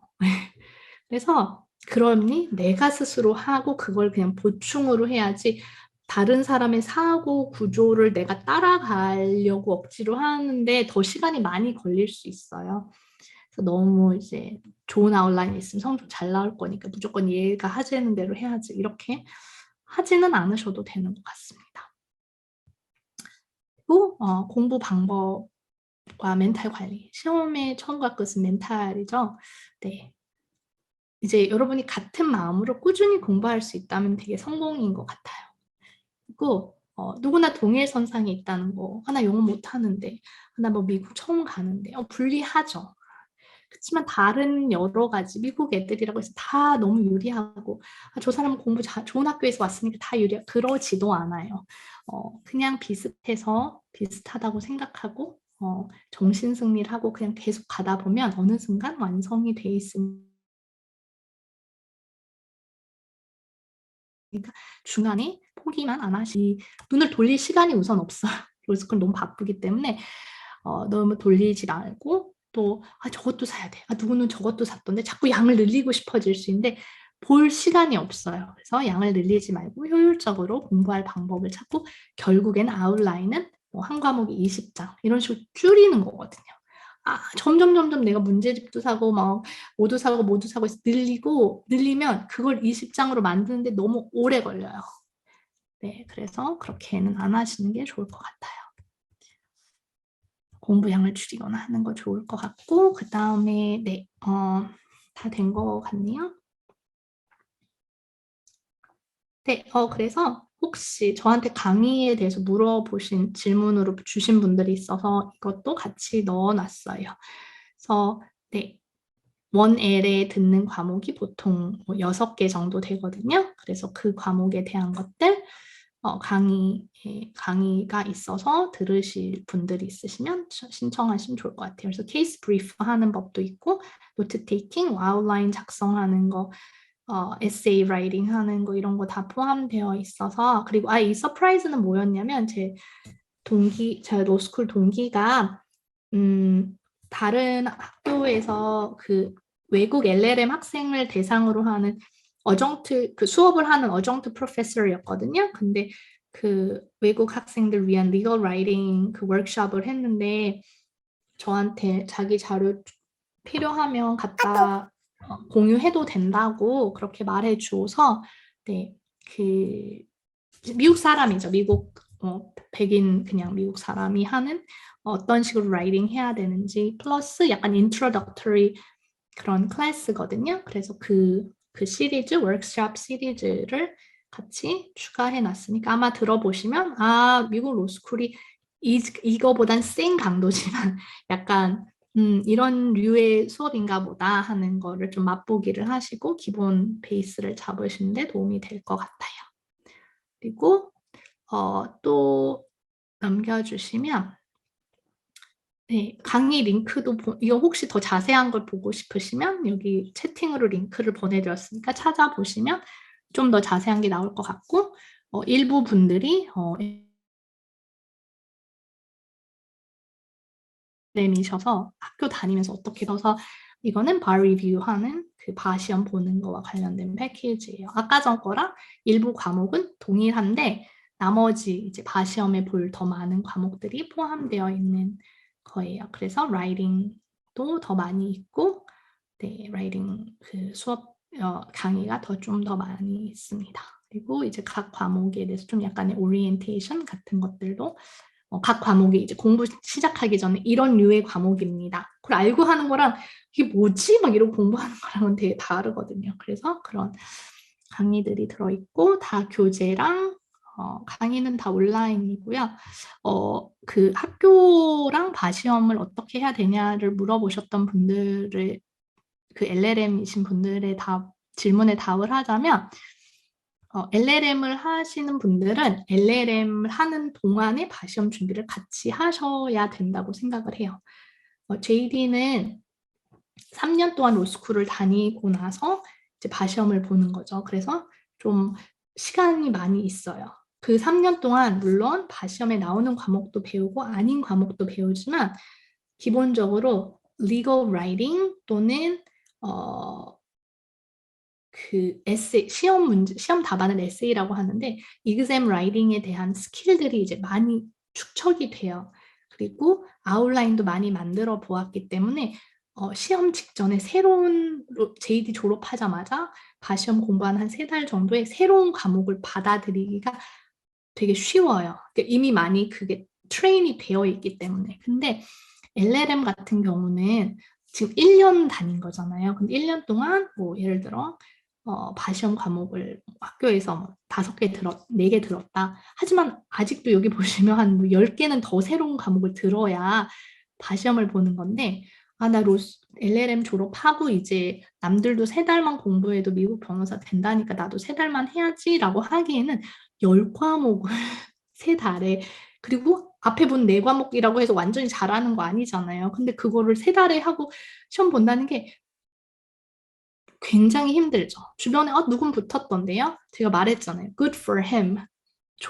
그렇지만 그게 내가 된다고 하기에는 내가 아주 여러 가지 그 백그라운드가 있어야겠죠. 영어로 이미 많은 뭐 문서를 작성해봤거나 써봤거나 읽어봤거나 뭐잘 알거나 네이티브거나 그런 여러 백그라운드가 있고 시간도 되게 많고 가족도 없고 혼자 공부만 해도 되고 막 그 everything이 그렇게 돼 있으면 3달 안에 될 수도 있겠죠.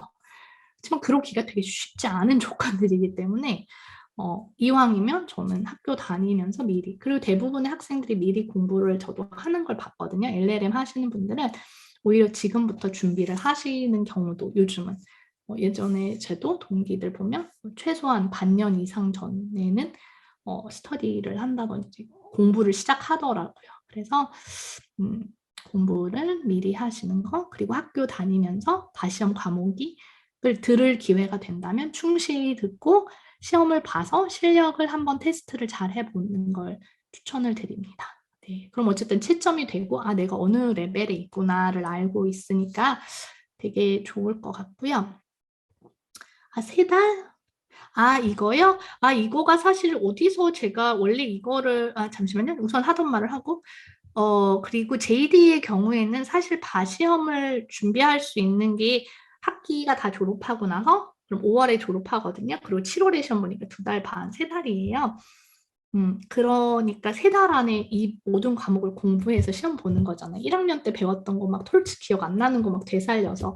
그런데 제가 말씀드렸다시피 내가 아웃라인을 그렇게 처음부터 끝까지 만들고 막 이런 여러 가지 작업을 해봤기 때문에 JD는 충실히 학교를 다녔다면 그때 뭐 A 못 받고 그랬더라도 나중에 바시험 준비하는데 큰 무리는 없는 것 같아요.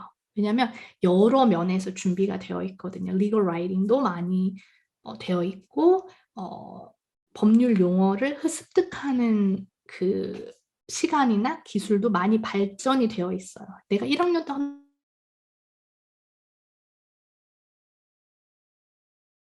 나 이렇게 못하는데 어떻게 3년 후에 잘하지? 3년에는 돼요. 다만 학기 중에 너무 구멍이 뻥뻥뻥뻥 뚫려 있다. 톨츠 이거 포기하고 이렇게 해서 막 뻥 뚫려져 있는 그런 과목들이 많으면 나중에 3년이 지난 후에 공부할 때 힘들죠. 그쵸? 그때 가서 처음 공부하는 파트들이 있는 거니까. 그래서 그렇게 되지 않도록 학교를 충실히 잘 다니시면 좋을 것 같아요. 그리고 3개월 사실은 이 3개월 이거가 옛날에 저희 이제 그거는 예전에 판매했던 거고 안 하는데 이게 링크가 막 어딘가에 살아있나 보더라고요. 어떻게 있는 건지. 그래서 네, 지금은 판매를 사실은 안 하고 있고 난 무조건 3개월만 들을래 라고 하시면은 링크가 어딘가 살아있었으니까 판매해야겠지만 저는 3개월에 8과목은 너무 벅차다고 생각을 해요. 네, 개인적으로. 그래서 원래는 제가 작년에는 6개월 그리고 아예 막 너무 막 직전에 듣겠다고 하신 분을 위해서 3개월을 잠시 판매했던 적이 있는데 지금 만약에부터 이런 거에 관심이 있고 하시다면 저는 사실 1년도 추천을 해요. 왜냐면 1년으로 저희가 지금 강의 프릴로를 1년으로 바꿨는데 바꾸게 된 이유가 여러분들이 아무리 제가 강의를 이제 자세하게 잘했다는 얘기를 많이 우선 듣고 있는데 잘해도 아무 배경 지식이 없을 때 들었을 때 이해하는 정도가 하나 다 이해했었지만 그게 학교 수업을 듣고 다시 제 강의를 보면 이게 그 소리였어? 하는 그 포인트들이 반드시 있거든요. 그래서 많은 분들이 학교 수업 듣고서 잘 무슨 말인지 모를 때 아니면 시험 직전에 막 그냥 운전하거나 운동하거나 하면서 또 외우기 좋아서 더 듣겠다고 연장해달라 그러시거나 이런 분들이 계셨어요. 그래서 차라리 그럼 약간 비용을 조금만 올리고 1년으로 하는 게 1년 내내가 커버가 되니까 그리고 1년 첫 학기 성적도 중요하지만 1년 내내 성적도 중요하거든요. 1학년은. 그래서 아니면 LLM의 경우에는 더 그렇고 그래서 1년으로 바꿔놨어요. 지금은. 그래서 네, 3개월은 훑을 순 있지만 제가 생각하는 막 이렇게 시험에 대해서 그러니까 수업에 대해서 어느 정도 깊이 있게 잘 준비될 만큼 3개월 안에 다 몰아듣기에는 물론 몰아들어야 되긴 하지만 수업 중에 나중에 한 번씩 들으시는 것도 저는 추천을 해요. 복습할 때.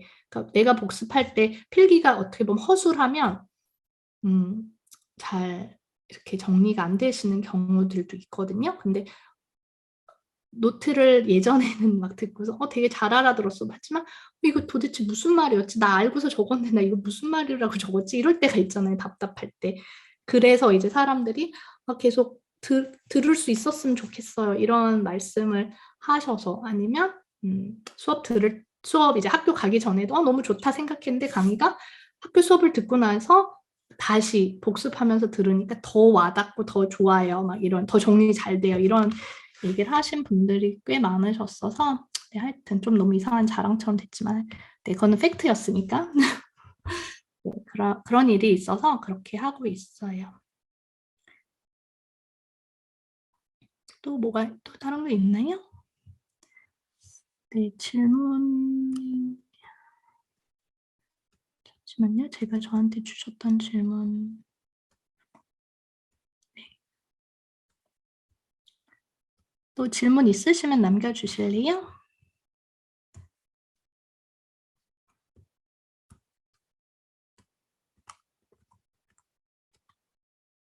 뭐 프리로랑 바시험 준비 중 어떤 걸 수강하면 좋을까요? 학기 시작 전에 미리 수강하려고 하는데 일하면서 해야 해서 다 듣고 가진 못할 것 같습니다. 잠시만요. 이분은 LLM이시군요. 그러시면은 저는 바시험 과목을 바시험 바리뷰를 신청하시라고 말씀드릴 것 같아요. 왜냐면 프리로 플러스 알파가 바시험 바시험 그거거든요. 강의 내용이 막 더 어렵거나 뭐 기본을 빼먹거나 이런 건 아니어서 그러면 네, 미리 들으시다가 다 못 들은 건 수업 중간중간에 캐치업 하시고 방학 때 또 겨울방학 때 조금 더 들으시고 나중에 이렇게 들으시면 좋을 것 같아요. 그리고 네, 로스쿨 다니면서 바시험 준비하는 법도 네, 미리 지금부터 최대한 하시는 게 좋은 것 같아요. 그리고 로스쿨 다닐 때 나는 회사법만 다 들어야지. 온갖 회사법을 다 듣고 그러면 1년 동안 회사법만 다 들은 거잖아요. 그럼 어떻게 보면 바시험 공부는 하나도 안 된 거잖아요. 그래서 목표를 좀 정하시는 게 좋을 것 같아요. 나는 바시험을 붙는 게 더 큰 목표인지 아니면 나는 회사법 전문가가 되는 게 더 큰 목표인지를 정하셔서 회사법을 왕창 많이 할 거면 그냥 그걸 하고 그 대신 남는 시간에 엄청 열심히 바시험 공부를 계속 하셔야 되는 거고 아니면 나는 바시험 붙는 게 더 큰 목표야 하면 수업 시간 내용을 약간 바시험 과목에 겹치게 골라서 들으면 학교 공부하면서 좀 이제 몇 과목은 어떻게 보면 해결이 되는 거니까 부담이 좀 덜 하실 것 같고 비시민권자도 에세이를 할 수 있는지 이게 뭐예요? Summer Associate 말하시는 건가요? 저는 그런 거는 제가 잘 모르겠어요. 낮은 순위의 로스쿨 풀라이드로 진학 후 리턴은 메리트가 많이 없을까요? 저도 요즘 마켓을 잘 몰라서 근데 약간 제가 얼마 전에 이제 한국에서 어떤 은행에 인터뷰 면접위원으로 들어갔었거든요. 근데 약간 조금 저는 좋은 것 같진 않은데 미국 변호사 뽑는 면접위원으로 들어갔었어요. 근데 그 사람이 어느 대학, 어느 로스쿨을 나왔는지가 블랭크더라고요. 네, 그래서 도대체 이 사람은 어디서 무슨 그것까지는 써놓는데 앞에 부분이 없어요. 그러니까 되게 저는 답답하더라고요. 이 사람 사실은 로스쿨에서 어떻게 했는지 어디서 뭘 하던 사람인지 알아야 뽑기가 좋은데 아예 그게 비공개되어 있더라고요. 학력란이. 그러니까 말씀하신 게 만약에 회사로 돌아가는 경우라면 내가 상대적으로 낮은 순위다라는 게 어떻게 보면 밝혀질 수 없으니까 좋을 수도 있을 것도 같고, 근데 기본적으로 요즘 미국 변호사를 많이 뽑는 거는 같습니다. 기본 베이스는 회사에서. 왜냐면 업무가 되게 많아지니까 외국과 관련된 일이 작은 회사들도 기본적으로 해야 될 일들이 많아지고 있어서 네, 그런 것 같고 학점과 바 준비 병행 네 그런 거였고 뭐 시험 준비 팁도 비스무리하게 했던 것 같고 근데 너무너무 구체적인 팁을 말씀드리기에는 여러분이 하나도 모르는데 제가 막 이건 어떻게 외워야 돼요 막 이런 거를 한다고 지금 될 일은 사실 아니잖아요. 그래서 그거는 나중에 뭐 다시 웨비나가 있으면 뭐 그렇게 하면 될 것 같고 Elements of Style 외에 추천 도서가 있나요? 글쎄요. 그거를 보통 많이 했던 것 같고 제가 예전에 유튜브에 올려놨던 게 있었던 것 같은데 뭐 Law 101 막 이런 것들도 교수님이 읽으라 그래가지고 근데 그걸 읽으니까 막 로스쿨 가서 엄청 적응하는데 도움이 되더라. 솔직히 이런 건 아니에요. 읽으라고 해서 읽는 거지. 그거를 듣는다고 해서 막 민법의 뭐 기본 원리를 알 것 같고 뭐 그런 류의 책은 잘 없는 것 같아요. 미국의 책 중에 제가 봤을 때는. 근데 이것도 지금 읽어도 Getting to Maybe라는 책도 있고요. 아니면 exam writing에 관련된 책들을 아마존 그러니까 제목이 exam writing은 아닌데 아마존에서 그 law school exam writing 이런 거를 아마 찾아보시면 어떤 식으로 답을 써야 되는지 이런 것들 알 수 있어서 지금 보시면 뭐 솔직히 와닿진 않겠죠. 이게 뭐지? 막 어떻게 생긴 거지? 하지만 보시면 네. 제 블로그 우리 그 컴팩트 바리뷰 블로그에 있던가요? 있으면 저희 컴팩트 바리뷰 링크를 하나 드리면 그 블로그랑 카페도 있으니까 혹시 질문이 있으시면 나중에 그런데 하셔도 되고 아니면 카톡 채널도 혹시 남겨주시면 그쪽에다 뭐 강의나 이런 게 문의사항이 있으시면 남기셔도 될 것 같아요. 네. 또 다른 뭐 질문 있으신가요?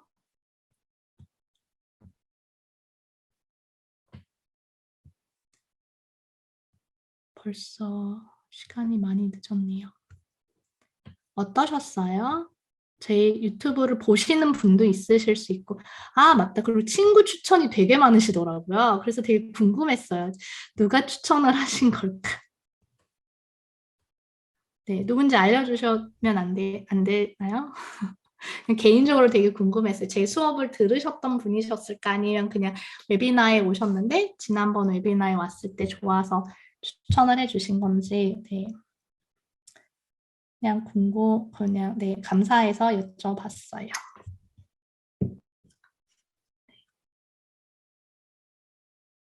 네, 그리고 만족도 설문 작성을 혹시 해주시면 다음에 참고하고 또 비슷한 류는 아니고 앞으로 다른 이런 웨비나가 있을 때 알려드릴게요. 그래서 이메일 주소 남겨주시면 네, 좋을 것 같습니다. 6개월을 원하시면 알려주세요.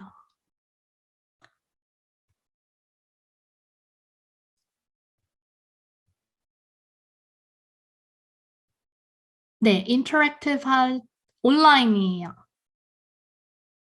네, 근데 온라인인데 되게 사람들이 되게 재밌다 그랬어요. 저도 좀 신기하긴 했는데 너무 재밌어서 막 새벽까지 봤다 그러셔가지고 네, 좀 그냥 지루하지 않게 재미있게는 보실 수 있는 것 같아요.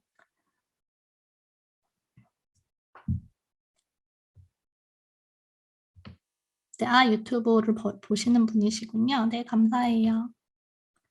근데 유튜브에 막 이렇게 복잡하고 어떻게 보면 너무 이건 스페시픽한 내용이라서 네, 하기가 되게 애매한 것들이라 그냥 웨비나를 가끔 하고 있습니다.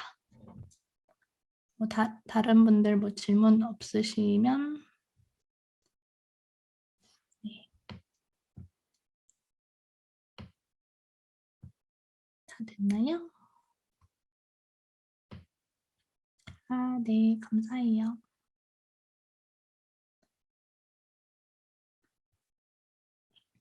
네, 그러면 마칠까요? 네. 네, 감사합니다, 여러분. 오늘 지금 한국 굉장히 늦은 시간일 것 같은데요. 네, 이 시간까지 열심히 참여해 주신 여러분 정말 감사드리고요.